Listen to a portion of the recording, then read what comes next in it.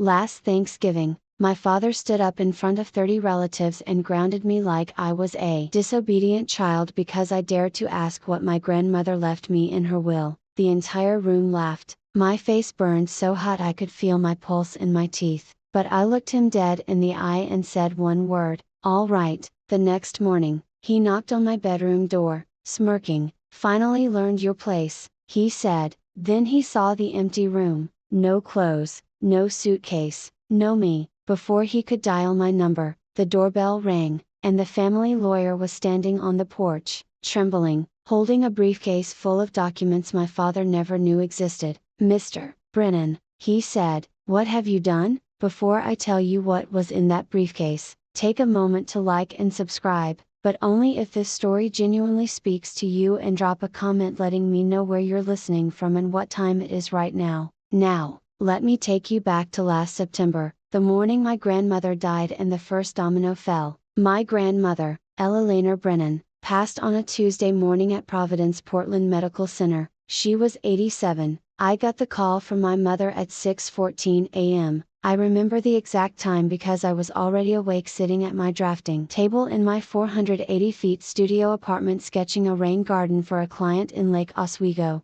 Mom's voice was thin like tissue paper held up to light. "It's Grandma Tori, she's gone." I drove the 20 minutes to the hospital in silence, no radio, no podcast, just the sound of Portland rain on the windshield and my own breathing. When I arrived, my father was already in the hallway. Richard Brennan, 63, retired state judge, 6'1", wearing a barber wax jacket. Even at dawn, he wasn't crying, he was on his phone speaking to someone about estate paperwork. I heard the words filing timeline and probate schedule before he noticed me and ended the call without saying goodbye. My brother Garrett was beside him, 33, dark suit. Even at a hospital, arm looped around Dad's shoulder like a running mate at a campaign stop. They looked like a unit, a wall. I stood at the far end of the corridor, alone, clutching a paper cup of vending machine coffee that I never drank. The last time I'd seen Grandma Ella, she was in her wheelchair in the garden of her colonial house on Hawthorne Street, gripping my hand with surprising strength. "Tori," she'd said, her voice low so no one else could hear, "I've taken care of things, you trust me, okay?" I'd nodded, not understanding, "Not yet." At the funeral 3 days later, the church was old Portland granite, tall nave, white leaves everywhere, a mahogany casket polished to a mirror shine. My father gave the eulogy. He spoke for 11 minutes about the Brennan legacy, about tradition, about how my son will carry this family forward. He mentioned Garrett by name 4 times. He mentioned my mother once. He did not mention me at all. Afterward, in the reception line, my Aunt Margaret's husband asked me what I did for work these days. Before I could answer, my father leaned in from behind. "She plants trees for rich people," he said, and a few people chuckled politely. I felt the burn start at my sternum and climb. I was turning to leave when a man I didn't recognize stepped forward, older, silver haired, wire rimmed glasses with thin gold frames. He took my hand gently and shook it. "Your grandmother was very proud of you," he said quietly. "I'll be in touch," and then he was gone, disappearing into the crowd of black coats before I could ask his name. I didn't know it then, but that man was Harold Caldwell, and he was holding the key to everything. That evening, 15 of us gathered at the family house for dinner, the Brennan house, a white colonial on Hawthorne Street with a wrought iron gate and 100-year-old oak trees in the yard. My grandmother built that house with money from her side of the family long before she married my grandfather. I always loved it, the crown molding, the deep window sills, the garden out back where Grandma grew peas the color of ballet slippers. Inside, the long oak dining table was set with the family's sterling silver flatear, a set that had been in the Brennan name for 3 generations, candles and silver holders, a bottle of Willow Valley Pond Noir breathing on the sideboard, everything arranged to look like old money and perfect lineage. My father sat at the head naturally. He raised his glass. "Mom left everything to me to manage," he announced, scanning the table. "I'll make sure the family assets are distributed to the right people based on capability." His eyes landed on me. "That means you don't need to worry about any of it, Tori. Complex things aren't really your area." Garrett nodded like a judge's clerk. His wife, Meredith adjusted her Mikimoto pearl strand and said, "Nothing." I set my fork down. "Dad, Grandma told me." My mother was confused at the end. He cut in, "Whatever she promised you, forget it?" My mother, Linda, stared at her plate. She didn't look up. She never looked up. After dinner, I excused myself and went upstairs to the bedroom I'd grown up in. The Frank Lloyd Wright poster I taped to the wall at 16 was still there, edges curling. I sat on the bed and opened the nightstand drawer out of habit. Inside was an envelope that hadn't been there before, cream-colored stationery with a faint watermark, my name on the front in blue ink in a handwriting I'd know anywhere, shaky but deliberate, Grandma's handwriting. My hands were trembling when I picked it up. I opened the envelope slowly, sitting cross-legged on the twin bed I'd slept in from ages 5 to 18. The ceiling fan above me wobbled the same way it always had. The room smelled like old wallpaper and cedar closet. Inside were two things. The first was a letter, 2 pages, front and back, in Grandma Eleanor's handwriting. The pen had pressed hard enough to leave grooves in the paper, as though she'd wanted the words to be permanent, physical, something no one could delete with a keystroke. The second was a photocopy, partial, maybe 6 pages out of what looked like a longer document. The header read, "Irrevocable Trust Agreement, Eleanor M. Brennan, Settler." Halfway down the first photocopied page, highlighted in yellow, was a single line, "Beneficiary, Victoria Torrey Brennan." I read the letter with tears sliding down my face.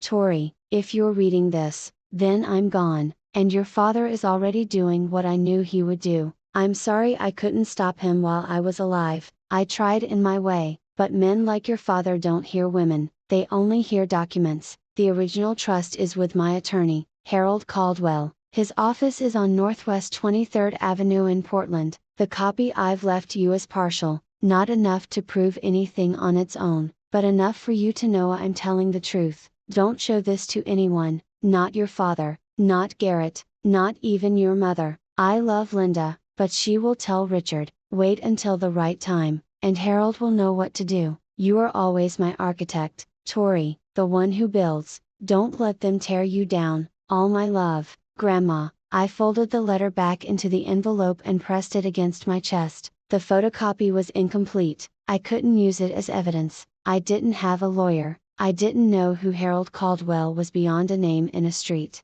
and my grandmother had been in the ground for 48 hours. But for the first time in years, I felt something besides small. I felt like someone believed in me, had always believed in me, and had put it in writing. I drove back to Portland the next morning without saying goodbye. No one noticed, or if they did, no one called. My studio apartment was exactly as I'd left it, plants crowding every window sill, drafting table covered in tracing paper, a cold mug of tea from 2 days ago, still sitting by the sink. I loved this place, even though it was small enough that I could touch opposite walls if I stretched. It was mine, the one space in the world where no one told me I wasn't enough. I sat down at my laptop and Googled Harold Caldwell Attorney Portland. The results came up immediately. A small office on Northwest 23rd Avenue, solo practice, specializing in estate planning and trusts. A headshot showed a silver-haired man with wire-rimmed glasses, the man from the funeral. I hovered over the phone number.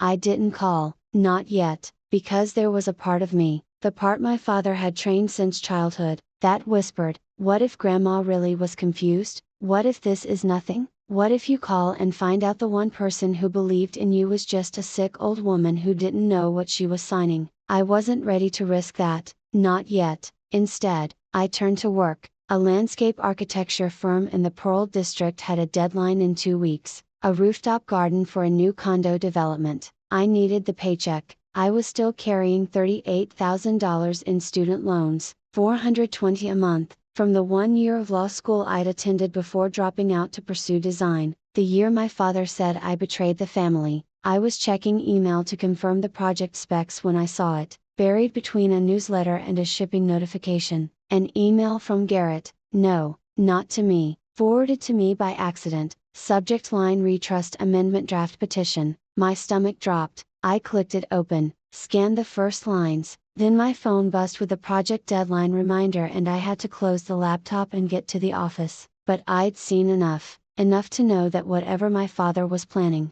it had already started. 3 weeks passed, I threw myself into work. The rooftop garden project consumed 16-hour days, and I let it because focus was easier than fear, but the email sat in my inbox like a splinter under skin. I hadn't opened it again. I wasn't sure I wanted to. Then my mother called. "Tori, your father wants the whole family together for Thanksgiving." Her voice had that particular thinness it got when she was relaying Richard Brennan's orders and pretending they were invitations. "He says he wants to mend things." I almost laughed. My father had never mended a thing in his life. He broke things and then told you it was your fault for being breakable. "I'll think about it." "Mom, please, honey, he's trying." I said I'd let her know and hung up. Then I sat at my kitchen table, a second-hand IKEA piece I'd sanded and restained myself, and finally opened Garrett's accidentally forwarded email. It was a chain, 7 messages between my brother and my father spanning 2 weeks. The subject line "Trust Amendment Draft Petition" was exactly what it sounded like.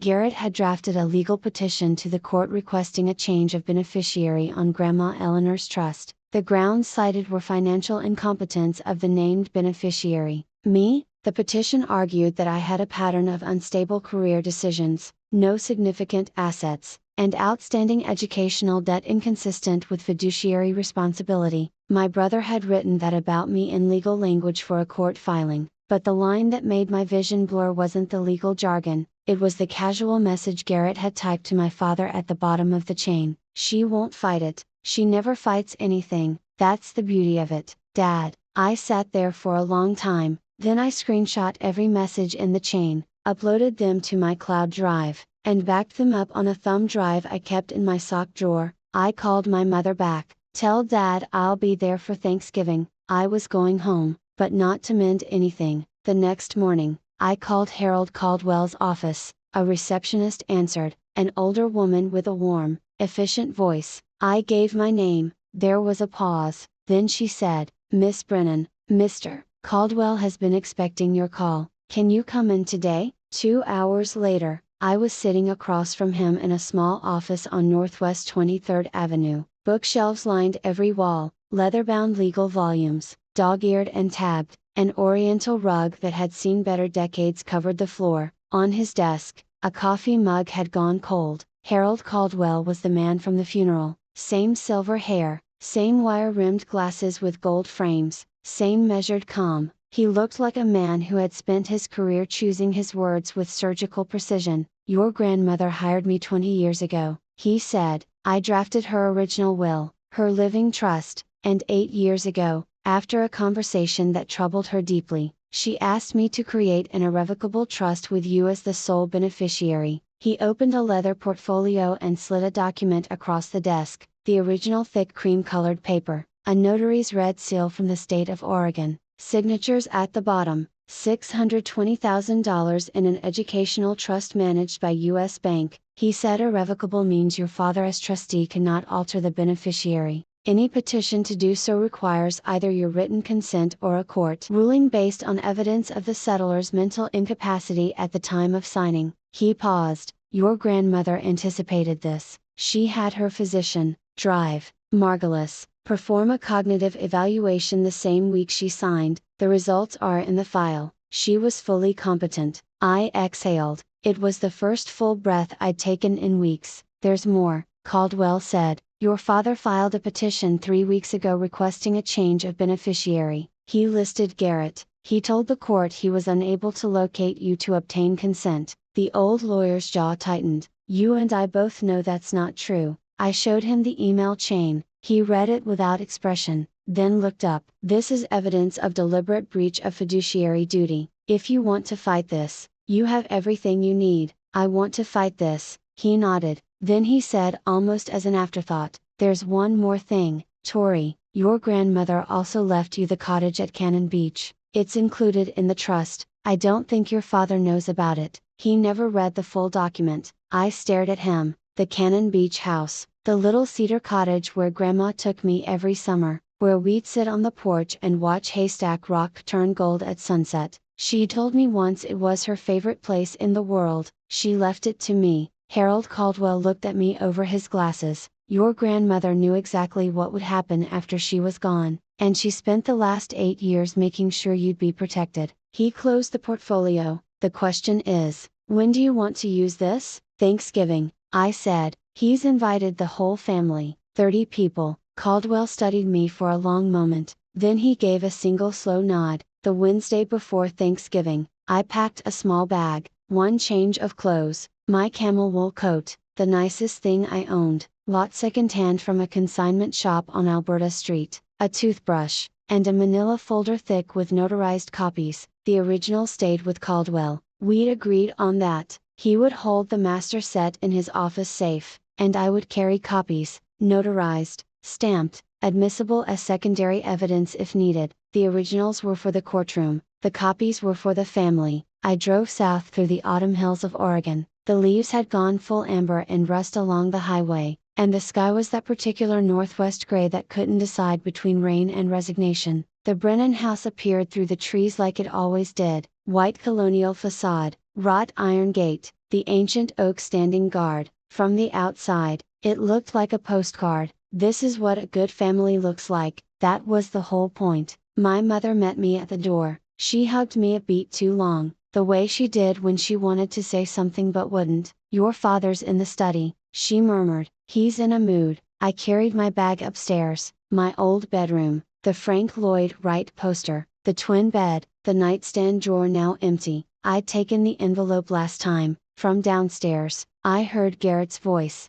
then Meredith's bright performative laugh, the clink of a wine glass. I knelt and slid the manila folder under the mattress. Then I went to the window. The backyard garden, Grandma's payade beds, was overgrown and gray. Nobody had tended it since she'd gotten too sick to kneel. The sight of it made my throat tight. I pressed my palm flat against the cold glass and whispered to no one, "I'm here, Grandma." Downstairs, the Cis Cabernet was open, the granite fireplace was crackling, and my father hadn't stood up when I walked in. He looked at me from his leather chair and said, "Oh, you came." Garrett was on the sofa beside Meredith, swirling wine. He glanced at my coat, second hand slightly pillowed at the elbows, and said, "Still haven't upgraded the car, huh, Tor?" I smiled, sat down, said nothing. Tomorrow, 30 relatives would fill this house. My father had organized the largest Thanksgiving gathering in Brennan family history, far bigger than usual. I didn't know why yet, but a part of me suspected that Richard Brennan never did anything without an audience. Thanksgiving morning, the house filled like a theater before a show. Cars lined the street by 10 a.m. Aunt Margaret and Uncle Don from Bend, the Poulsen cousins from Eugene, Great Aunt Judith, who flew in from Scottsdale. By noon, there were 32 people in the Brennan house, and the noise was a living thing. Laughter, clinking glasses, children running through hallways, the oven timer beeping every 20 minutes. I helped in the kitchen because nobody asked me to do anything else. Linda and Meredith sat at the breakfast nook drinking tea while I chopped celery for the stuffing. That felt about right. The family division of labor hadn't changed since I was 12. At 4 o'clock, we sat down to eat. The long oak table in the dining room seated 18. The overflow went to a folding table in the adjacent living room. I was placed at the folding table between my 9-year-old second cousin, Oliver, and an empty chair. My father stood at the head of the main table, crystal chandelier above him, linen tablecloth, white as a surrender flag, the family sterling silver gleaming under candlelight. He raised his glass of Pinot Noir. "This Thanksgiving is special," he said, his courtroom voice, the one that filled rooms and closed arguments. "We've lost Mom this year, but the Brennan family endures, and I'm proudest of all of my son, Garrett, who just won the biggest case of his career." He turned to Garrett, "To you, son." Applause. Garrett accepted it with practiced modesty, a slight nod, a hand on Meredith's shoulder. From the folding table, my Aunt Margaret called out, "What about Tori? Any good news, sweetheart?" I opened my mouth. "Tori is still finding her way," my father said, not looking at me. "She's creative." "Well, give her that." A ripple of polite laughter. "But every family needs someone to remind the rest of us not to take a wrong turn, right, Tori?" The laughter rolled across both tables like a wave, and I sat there absorbing it the way I had since I was a child, spine straight, face neutral, hands in my lap. Oliver, the 9-year-old beside me,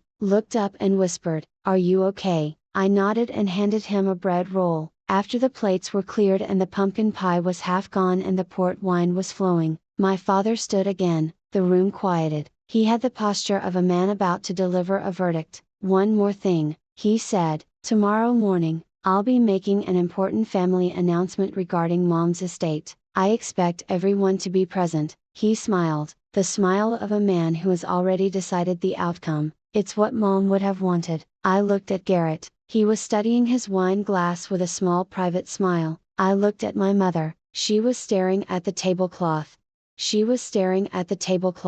This family. I opened my mouth to respond. He didn't let me. "You're grounded," he said. "You are grounded until you apologize to your brother. Go to your room." The room erupted, not in protest, in laughter. 32 people, most of them adults, laughing because Richard Brennan had just grounded his 29-year-old daughter like she was a misbehaving child. Aunt Margaret covered her mouth, but her shoulders were shaking. Uncle Don snorted into his port. Even Meredith let out a delicate performative gasp that was really a giggle. My face burned, the heat climbed from my chest to my neck to my temples in a single wave. I looked for my mother. Linda was sitting in the corner chair, staring at her hands, silent. Nobody said stop. Nobody said that's enough, Richard. Nobody said anything at all except laughter. I looked at my father. His Cartier tank watch caught the light as he jabbed his finger toward the staircase. "Go," he repeated. "Now." I held his gaze for 3 full seconds. Then I said in a voice so calm it surprised even me, "All right." I turned. I walked upstairs. I closed the bedroom door behind me, and then I picked up my phone and called Harold Caldwell. It rang twice. He answered. I said, "Mr. Caldwell, I need you to bring the originals tomorrow morning, 8 a.m. There was a pause, then his steady measured voice, "I'll be there." I hung up, set my alarm for 4 o'clock a.m., and sat on the edge of the twin bed in the dark, listening to the laughter still floating up through the floorboards, thinking, laugh, enjoy it, because that is the last time. I know right now some of you are furious on my behalf, and honestly, I don't blame you. Let me ask you something. Have you ever been humiliated by your own family in front of a room full of people? Have you ever been put in your place by someone who was supposed to protect you? If you want to find out what happened the next morning when my father opened my bedroom door and found it empty, stay with me, and if this story is hitting close to home, tap that like button so I know you're still here.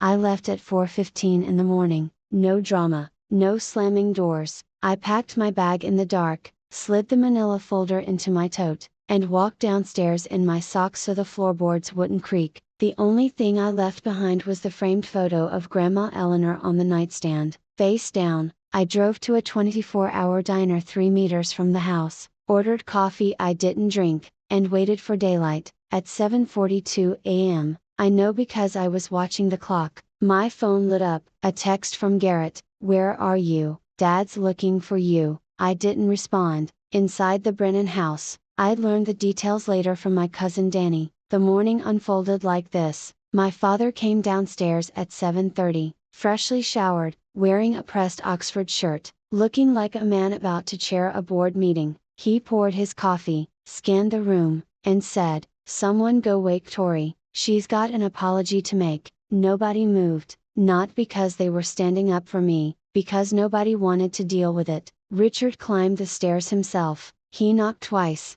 his judicial knock, crisp and expectant. "Tori, it's morning, you ready to apologize to your brother?" Silence. He opened the door. The bed was made, the closet was open and empty, the drawers were cleared. The room held nothing of me except the photograph of Grandma Eleanor face down on the nightstand like a final punctuation mark. Danny told me later that my father stood in that doorway for a full 10 seconds before his expression shifted, confusion first, then something darker. He came downstairs slowly. "Tori's gone," he announced to the 20-odd relatives still lingering over breakfast. His voice was flat, controlled. "She left in the middle of the night like a coward." Garrett looked up from his laptop and smiled. "Well," he said, "that settles it." My father nodded. "It certainly does." Now, I was planning to make the estate announcement at 10 o'clock. but since the only person who might object has run away, the doorbell rang. My mother opened it, and there on the front porch in a gray suit with a brown leather briefcase and an expression like a storm front stood Harold Caldwell. "I'm Harold Caldwell," he said, "attorney for Ella Brennan. I need to speak with the entire family right now." The dining room went quiet in stages, first the conversation nearest the front door, then a ripple of silence spreading table by table until even the children stopped fidgeting.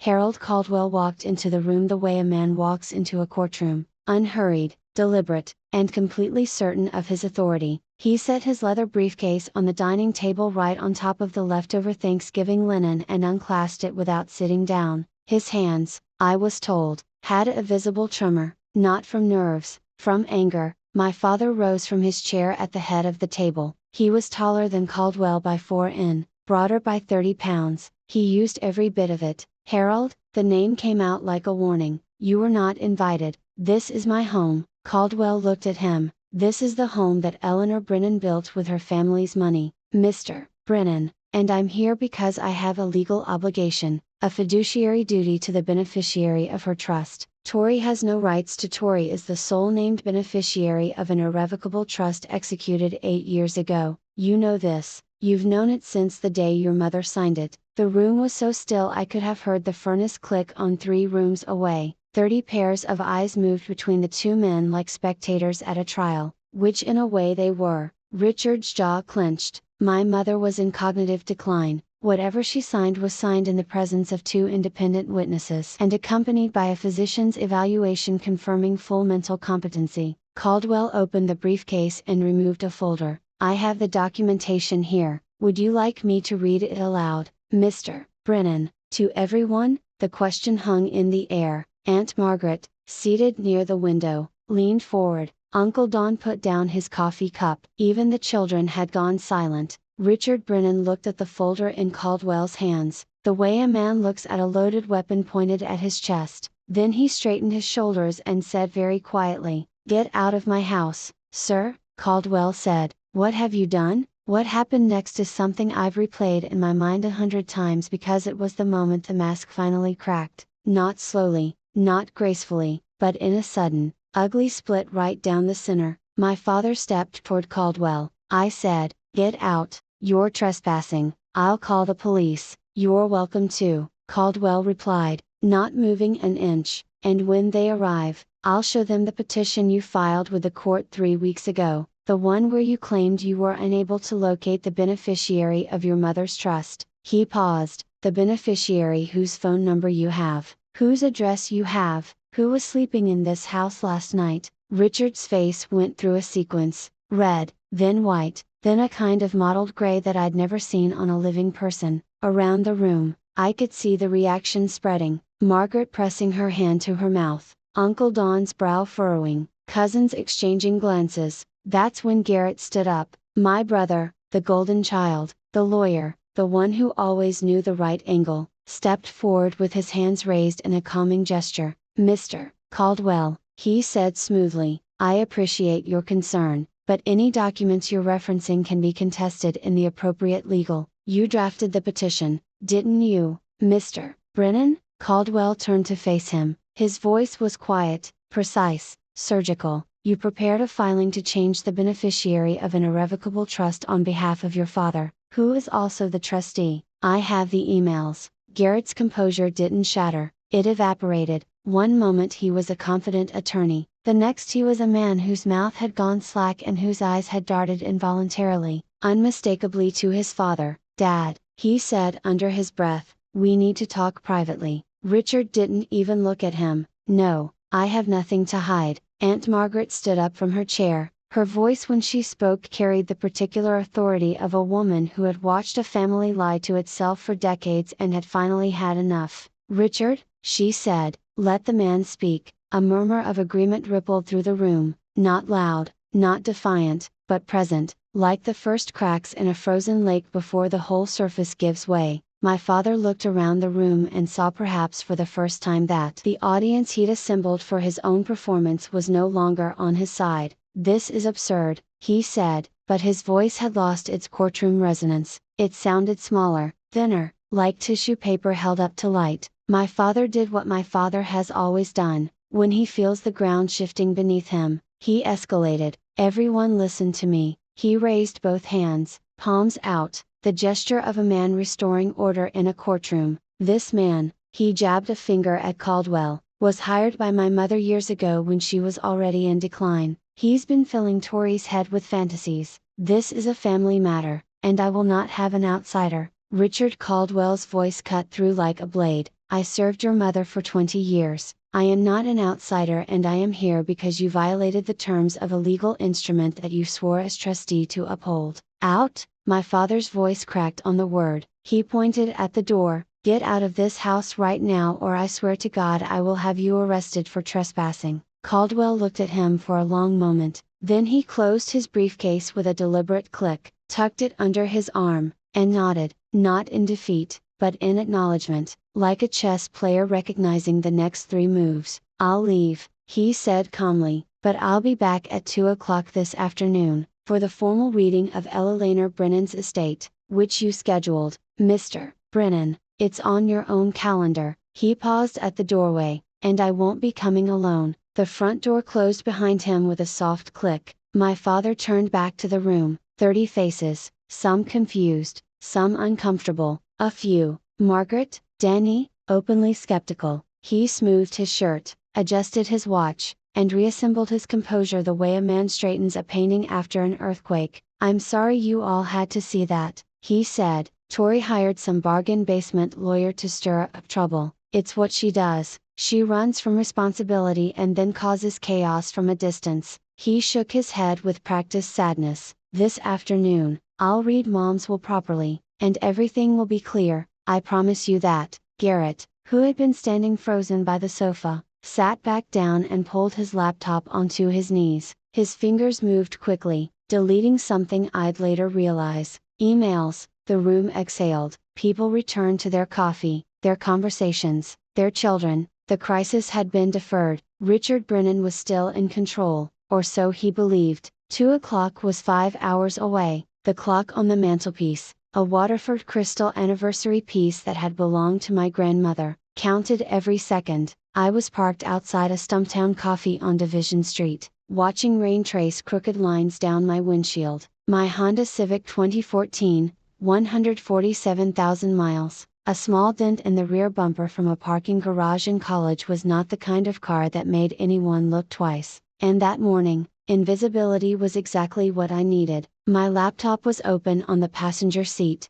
At 8:17 a.m., I'd sent a formal email to the Trust Management Division at US Bank requesting written confirmation of my status as beneficiary of the Eleanor M. Brennan Irrevocable Trust. At 9:41, the reply came from a trust officer named Patricia Langley. Dear Miss Brennan, this is to confirm that you are the sole named beneficiary of the Eleanor M. Brennan Irrevocable Trust account Anant. The trust corpus of $620,000 remains intact and has not been dispersed. A petition to amend the beneficiary designation was filed on October 14 by the current trustee, Richard A. Brennan, but has not been approved by the court. No disbursements can be made without your written authorization. I read it 3 times, then I saved it, backed it up, and printed a copy at the FedEx office 2 blocks away. At 11:15, Caldwell called. He threw me out, he said, with something that might have been dry amusement, threatened to call the police. I know, my cousin Danny texted me, 2 o'clock Tori, I'll be parked on the next block, you go in first, I follow. Okay,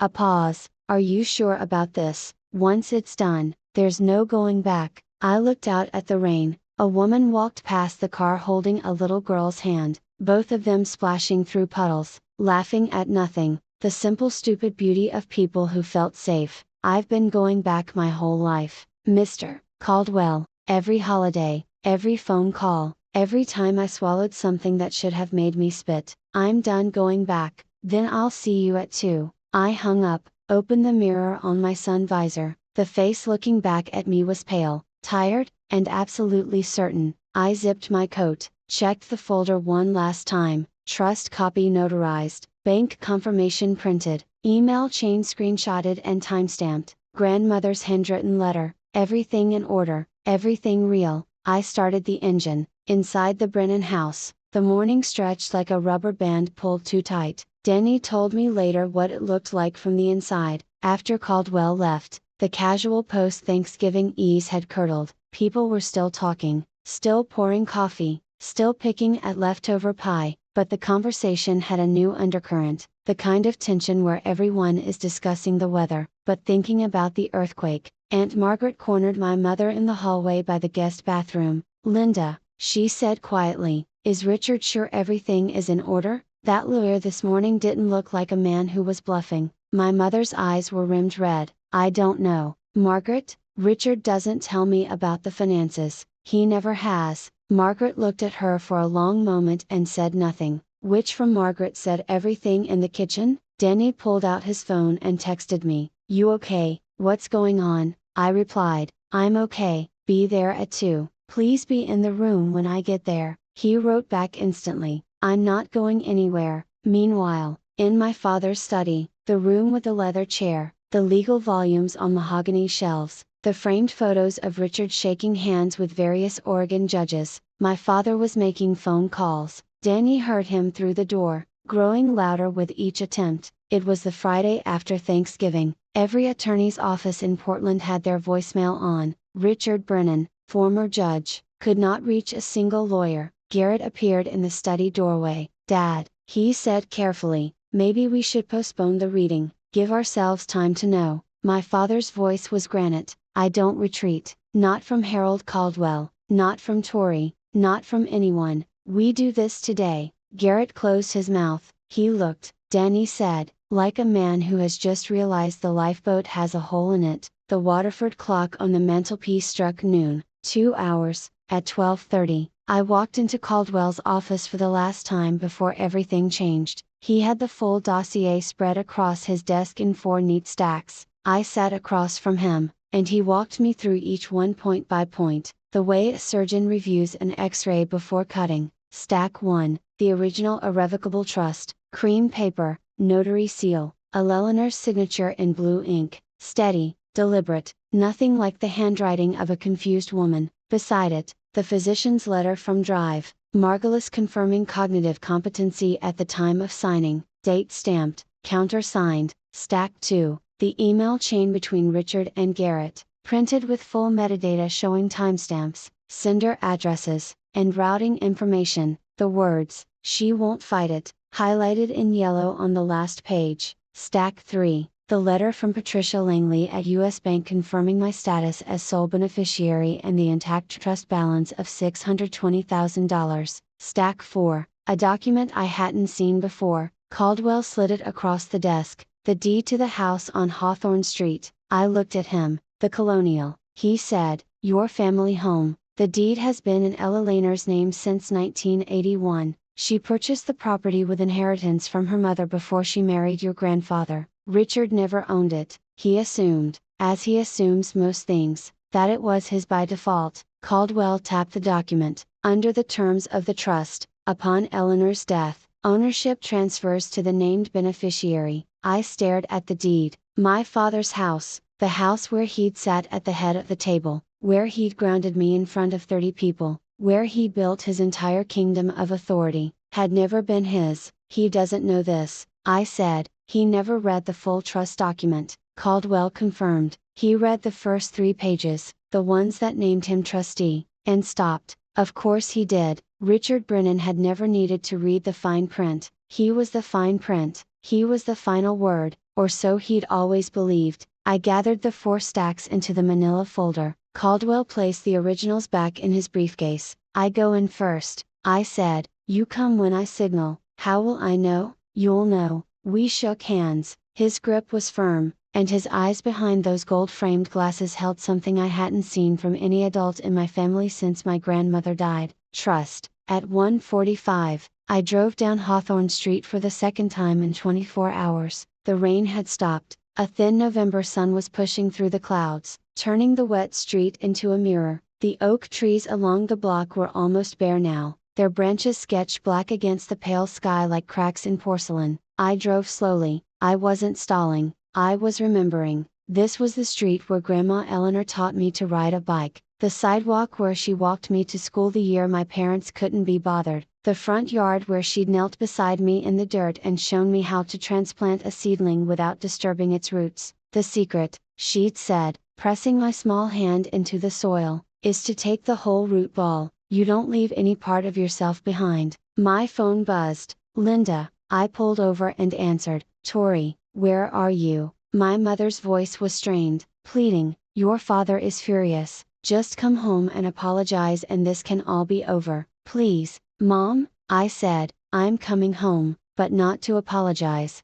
A silence, then very small, what are you going to do? The right thing. I hung up, parked on the block behind the house next to Caldwell's silver sedan. He was sitting in the driver's seat, briefcase on his lap, reading glasses on. He glanced at me through the windshield and gave a single nod. I got out of the car, camel coat, canvas tote with the manila folder inside. My hands were steady, the gate was open, the front door was unlocked. From inside, I could hear voices, the murmur of 30 people assembled and waiting for Richard Brennan to tell them how the world was supposed to work. I walked up the porch steps my grandmother had built and pushed the door open. I slipped in through the kitchen entrance and stood in the hallway just out of sight of the living room. Through the archway, I could see the scene my father had staged. The living room had been rearranged. Chairs pulled from the dining room, the den, even the porch, all facing the fireplace like pews facing an altar. 30 people seated and attentive. Richard stood before them in his pressed Oxford, reading glasses perched on his nose, tortoise shell frames, the ones he used to wear on the bench. In his hand, a single sheet of paper. He held it the way judges hold verdicts, high enough that everyone could see it, low enough that no one could read it. Thank you all for being here, he said. As you know, my mother's passing left certain matters to be settled. I've reviewed her wishes carefully with input from Garrett, and I want to share the distribution plan she intended. He paused for effect. The room was silent. The family trust will be consolidated under my management. The educational fund, $620,000, will be transferred to Garrett for stewardship of the next generation. He glanced up as though checking his audience. As for Tori, a small, merciful smile. Mom wanted her to have a gesture of goodwill.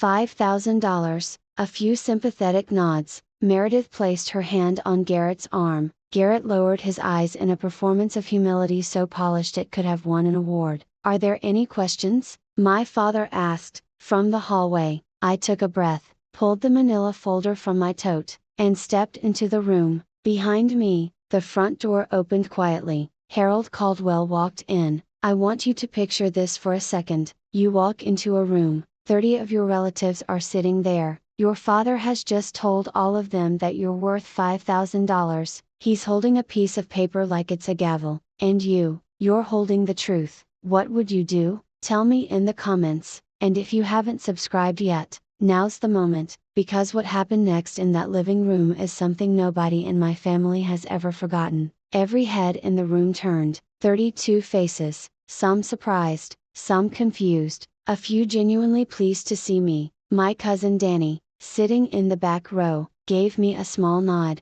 Aunt Margaret straightened in her chair. My father's expression went through 3 phases in 2 seconds: surprise, annoyance, then a hardening, the courtroom mask snapping back into place. Well, he said, the prodigal daughter returns. A few obligatory chuckles from the crowd. I assumed you'd run off for good this time. Are you here to apologize to your brother? No, I said. My voice was level, calm in a way that surprised me, because my heart was slamming against my ribs so hard, I was sure people could see it through my coat. I'm here to hear the will, the real one. I walked past him, past his pointed finger, past his Cartier watch, past the chair where he'd held court for 30 years, and set the manila folder on the table beside the fireplace. Caldwell stepped in behind me, briefcase, gray suit, the quiet authority of a man who had been doing this for decades. What is this? Richard said. The annoyance was curdling into something uglier now. I told you this morning, get out of my house. I turned to face the room, not my father, the room, the people. I'm sorry to interrupt, I said,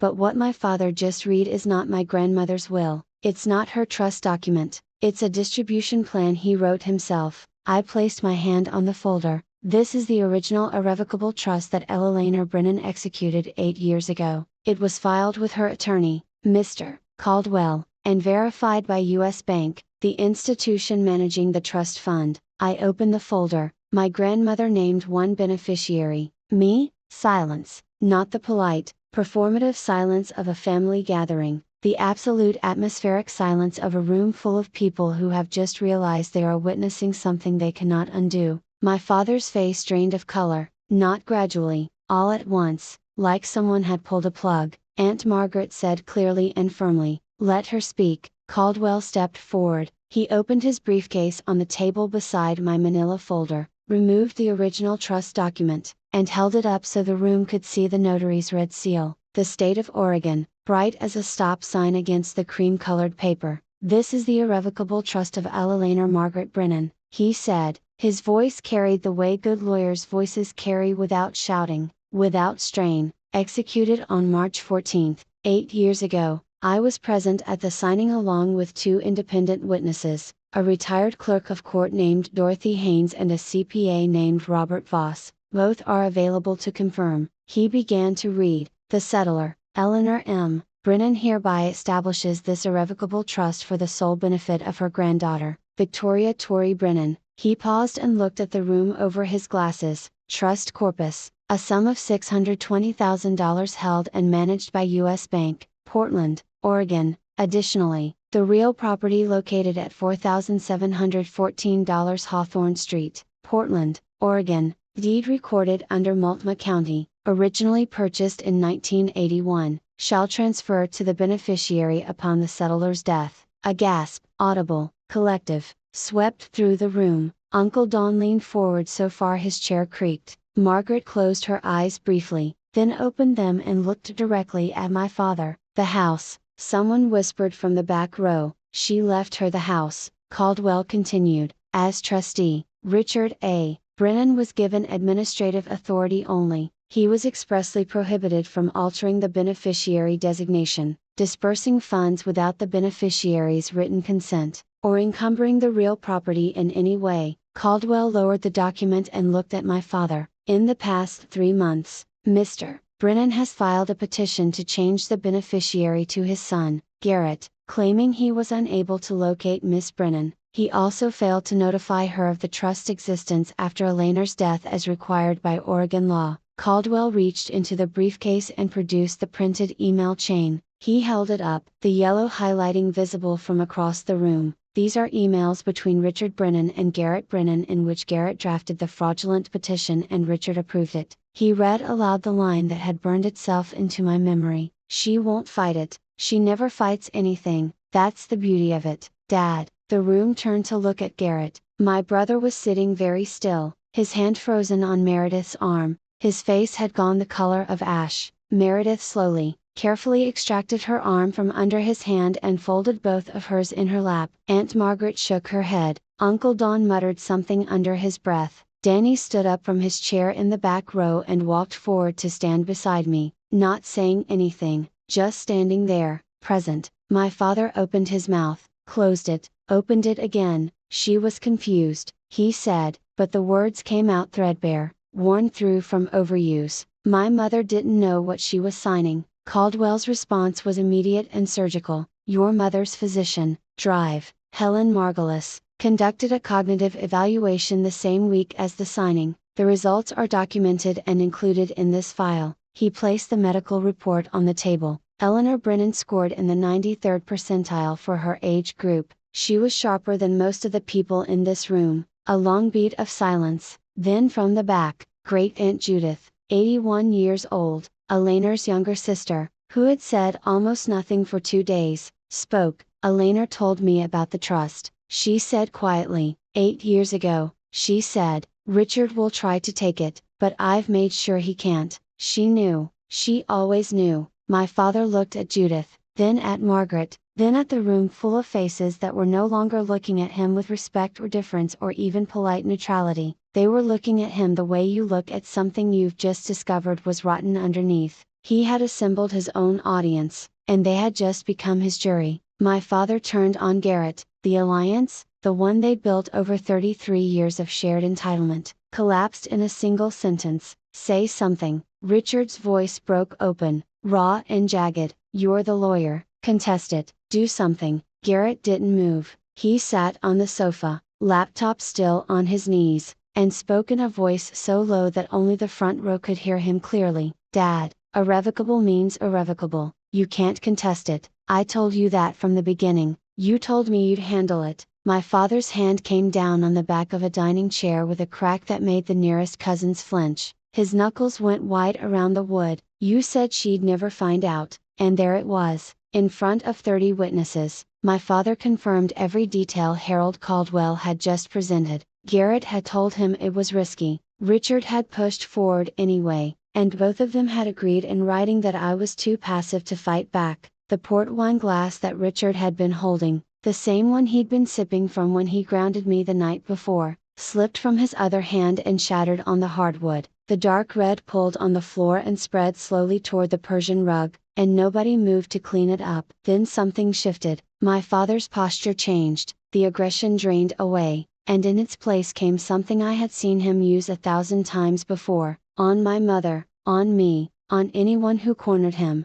He softened his voice, he lowered his shoulders, he turned to me with glistening eyes. Tori, sweetheart. The word sweetheart landed like a counterfeit bill on a counter. I was only trying to protect the family's assets. You're young, you don't have experience with this kind of money. I was doing this because I love you. I looked at him, the man who had called my career a joke, who had seated me at the children's table, who had grounded me at 29 in front of every relative I had, who had told a court that he couldn't find me when I was sleeping in his own house. I let the silence hold for 3 seconds, then I said, you didn't do this because you love me, Dad. You did this because you've never believed a daughter deserves the same as a son, and that's not love, that's control. My mother stood up. I hadn't noticed her crying, but her face was wet and her hands were trembling. She looked at my father, the man she'd been silent beside for 35 years, and said in a voice that shook but did not break, you owe her an apology, Richard, you've owed her one her entire life. The room held its breath. My father looked at my mother as though she had spoken in a language he didn't recognize. Then he looked at me, then at the 30 faces watching him. He said nothing. He turned and walked into his study and closed the door. In the minutes that followed,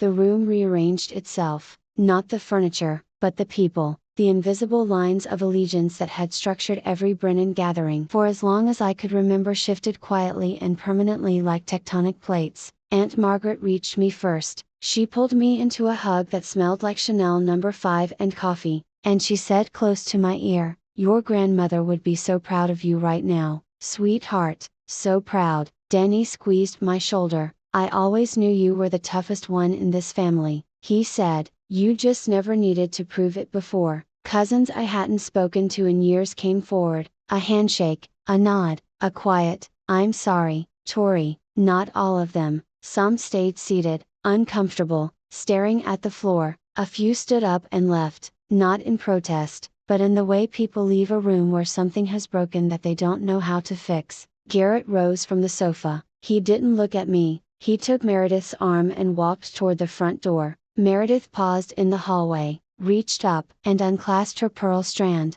the Mikimoto necklace she'd been wearing all weekend like a badge of status, and dropped it into her coat pocket, as though she wanted to make herself smaller, less visible, less associated. Caldwell was already organizing the documents back into his briefcase. I'll file the petition to remove Mr. Brennan as trustee first thing Monday morning, he said to me. The court process takes approximately 30 days. In the meantime, the trust is frozen, no disbursements, no changes. I nodded. The living room was emptying slowly. The Thanksgiving linen on the table was creased and stained with port wine. The Waterford crystal clock on the mantelpiece read 2:47 p.m. The whole thing had taken 47 minutes. 30 years of silence answered in 47 minutes. Monday morning, Harold Caldwell filed 3 documents with the Multnomah County Circuit Court. The first was a petition to remove Richard A. Brennan as trustee of the Ella Laner M. Brennan Irrevocable Trust, citing breach of fiduciary duty, specifically failure to notify the beneficiary. misrepresentation to the court regarding the beneficiary's whereabouts, and unauthorized attempt to amend an irrevocable instrument. The second was a formal request to appoint Caldwell as interim trustee until I could designate a permanent replacement. The third was a complaint filed with the Oregon State Bar against Garrett R. Brennan alleging violation of the rules of professional conduct, specifically drafting a fraudulent petition to benefit an immediate family member while concealing a conflict of interest. Within 2 weeks, the court granted the trustee removal on an interim basis. Richard didn't contest it. His own attorney, a man named Foster from a mid-tier firm in Lake Oswego, whom he'd finally managed to reach the following Monday, advised him bluntly that he had no legal footing. Irrevocable means irrevocable, Judge Brennan, Foster reportedly said, and the email evidence is damning. If you fight this, you'll lose, and it'll cost you $60,000 to find that out. The $620,000 educational trust was transferred to an account in my name at U.S. Bank. Patricia Langley, the trust officer, called me personally to confirm. The deed to 4714 Hawthorne Street was updated. My name replaced Eleanor's as owner. The colonial house, the wrought iron gate, the oak dining table, the garden where my grandmother grew peas was mine, and Garrett, the golden child,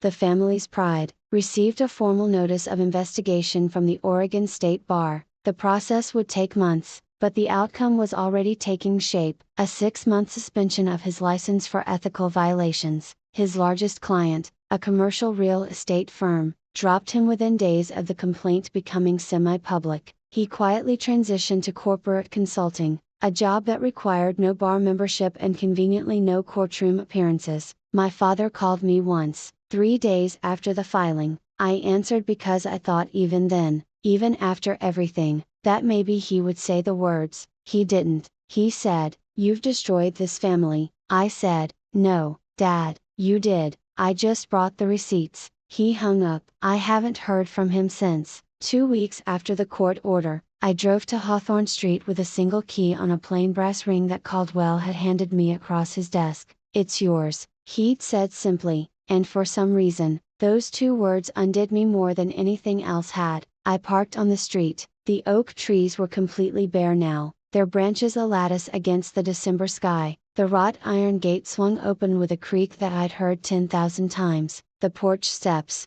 Grandma Eleanor had them replaced in 2009, cedar over the old pine, still had her welcome mat, faded green, a pattern of ferns. I turned the key, the door opened into the foyer, and the smell hit me first: wood polish, old books, a trace of the lavender sachets my grandmother kept in every closet. The house was silent in a way I'd never experienced. My father's presence had always been the dominant frequency here, his voice filling every room, his opinions occupying every conversation. Without him, the house breathed differently. It breathed like it was finally resting. I walked through each room slowly: the living room, where 30 people had sat and watched my life change; the dining room with the oak table still bearing faint water rings from port glasses; the kitchen where I'd scrubbed a roasting pan alone while my family laughed. In the next room, upstairs, my bedroom, the poster, the twin bed, the nightstand with the empty drawer, Grandma's master bedroom,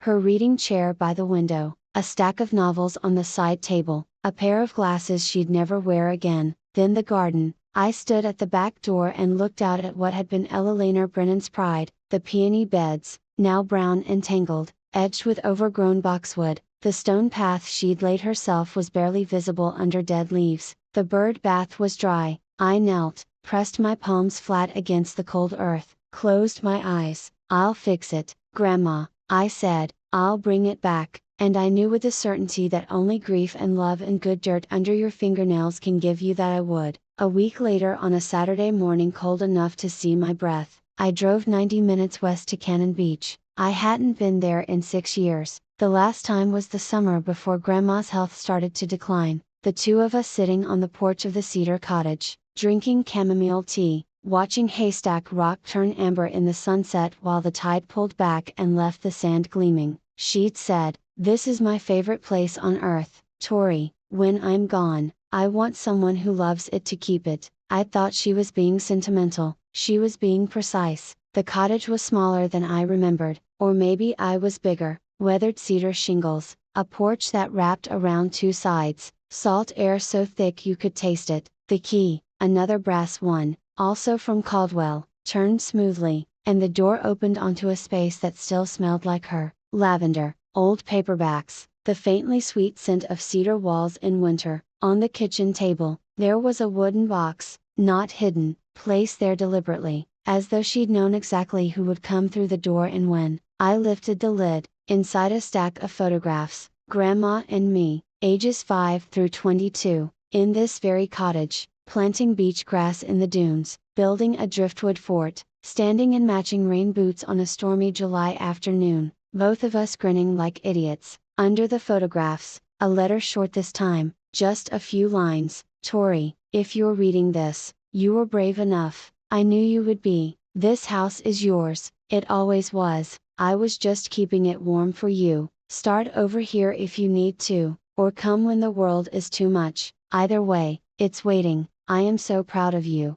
always, Grandma. I sat on the porch, her porch, my porch, and cried, not the way I'd cried in the twin bed at Hawthorne Street, stifled and ashamed. This was different. This was the kind of crying that opens something instead of closing it, the kind that leaves you lighter, not emptier. The ocean was gray and vast and completely indifferent to everything that had happened in that living room, and there was a strange comfort in that. The tide didn't care about Richard Brennan's courtroom voice, the waves didn't know what an irrevocable trust was. Haystack Rock had been standing there for 15 million years, and would keep standing long after all of us. The Brennan, the grudges, the folding tables were gone. I wiped my face, took a breath of salt air, and for the first time in months, felt something I'd almost forgotten the shape of: peace. That Sunday night, back in Portland, I sat at the oak dining table in the Hawthorne house, my house, and wrote an email to my family. I wrote it once, read it twice, and sent it without a third draft because I knew if I kept revising, I'd start softening things that needed to stay sharp. To Richard Brennan, Linda Brennan, Garrett Brennan, I don't want to cut anyone out of my life, that was never the point, but I will not return to a relationship where I am belittled, dismissed, or treated as less than. If you want to have a relationship with me, it will be on terms of mutual respect, not hierarchy. The door is open, but it swings both ways now. Tori, my mother called 20 minutes later. She was crying, the real kind, not the anxious kind. I'm so sorry, Tori, she said, I should have stood up for you years ago. I was afraid of him. That's not an excuse, it's just the truth. I know, Mom, I said, I don't blame you, but I need you to start choosing what's right, not what's easy. Can you do that? A long pause, then, I'm going to try. Garrett replied by text the next morning, 2 words, I understand. I read it, set the phone down, and didn't reply. Understanding was a start, but it wasn't the same as accountability. He'd get there or he wouldn't. That was his work, not mine. My father didn't respond, not that day, not the next week, not the week after that. The silence was its own kind of answer, familiar, really. Richard Brennan had been silent on the things that mattered my entire life. At least now I'd stopped waiting for him to speak. 6 months later, spring had come to Portland and the peas were coming back. I'd spent the winter on my hands and knees in my grandmother's garden, pruning, clearing, aerating the soil that had gone sour from 2 years of neglect. The roots were deeper than I'd expected. They had survived the abandonment. They just needed someone to cut away the dead weight and let the light in. I knew the feeling, with the student loan gone, paid it in full, $38,412, the most satisfying check I've ever written. I used a portion of the trust to lease a small studio space in the Alberta Arts District. Brennan Landscape Design, my name on the door, my grandmother's name. Really, the Brennan name meant something different to me now. The Hawthorne house had become both home and office. I converted the downstairs study, Richard's old throne room, the one with the mahogany bookshelves and the leather chair, into a design studio. I replaced his legal volumes with plant identification guides and stacked the shelves with soil samples and seed catalogs. It felt right, it felt like rewriting. Denny came by on weekends to help with the garden. Aunt Margaret called every Sunday morning, sharp at 9, just checking in, she'd say, and then we'd talk for an hour. Linda came to visit for the first time on a Thursday afternoon in April, the first time she'd entered the house without Richard beside her. We didn't say much, we planted tulip bulbs along the front walk, side by side, and that was enough. Richard rented an apartment across town. I heard through Margaret that he told his friends I'd stolen the house, that my grandmother had been manipulated, that the whole thing was Caldwell's fault. The story changed depending on the audience, but it always had the same ending. Richard Brennan was the victim. Some things, I suppose, are truly irrevocable. Garrett's suspension from the Oregon State Bar lasted 6 months. He'd moved to corporate consulting, something with logistics, Margaret said. He and Meredith had quietly separated, though I didn't know the details and didn't ask. He hadn't contacted me since the I understand text. I left the door open the way I said I would. I just wasn't going to stand in the doorway waiting. I'm telling you this story from the porch of the Cannon Beach cottage. It's a Saturday, the tide is out. Haystack Rock is doing what it always does, standing there solid and ancient and unbothered by anything as temporary as a family argument. I come here on weekends when I need to remember what quiet sounds like. The cottage is exactly as Grandma left it, except I've added a small herb garden by the front steps,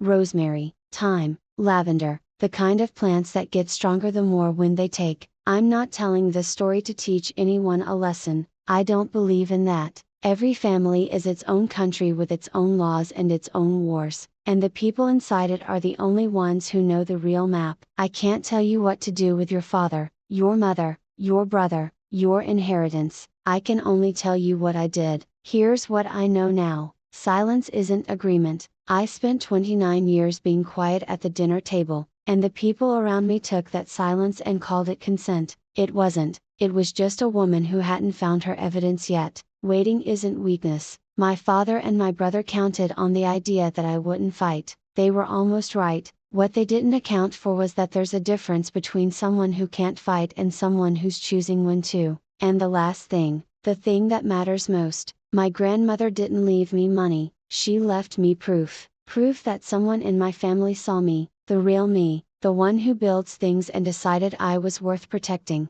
not with words, with documents, with plans, with the kind of love that hires a lawyer and thinks 8 years ahead. That's the inheritance that changed my life, not the $620,000, not the houses, the knowledge that I was worth the trouble. I still have the Frank Lloyd Wright poster, it's on the wall of my studio now, behind my drafting table, edges still curling. I look at it every morning and think about the girl who taped it up at 16, who wanted to build beautiful things and was told that wasn't enough. She was enough. She was always enough, she just needed the paperwork to prove it. Early morning, the hawthorn garden, the soil is damp from last night's rain, and the air smells the way Oregon air smells in spring, green and clean and full of the particular promise that comes from things deciding to grow. I'm on my knees in the dirt planting pies, the same variety my grandmother grew, Sarah Bernhardt. She always said because she was dramatic, she was pink and she lasted longer than anyone expected.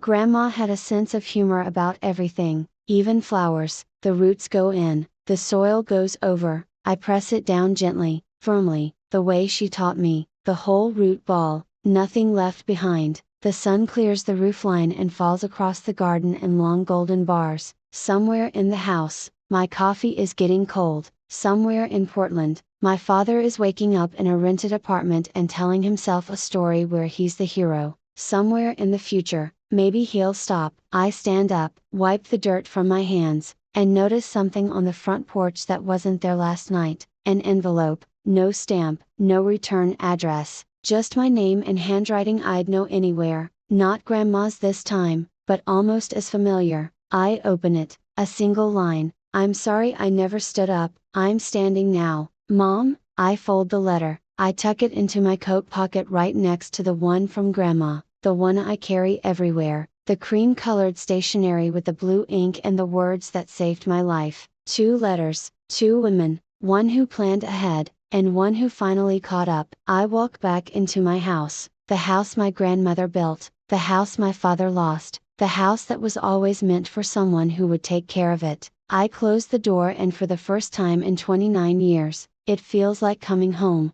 Thank you for staying until the end. I mean that, if this story made you feel something, anger, relief, recognition, hope, then it did exactly what I needed it to do. Hit like if it resonated, subscribe if you want more stories like this one, and check the description below, there's another story waiting for you there, and I think you might need to hear it, too. I'm Tori Brennan and that was the last time I ever sat at the kids'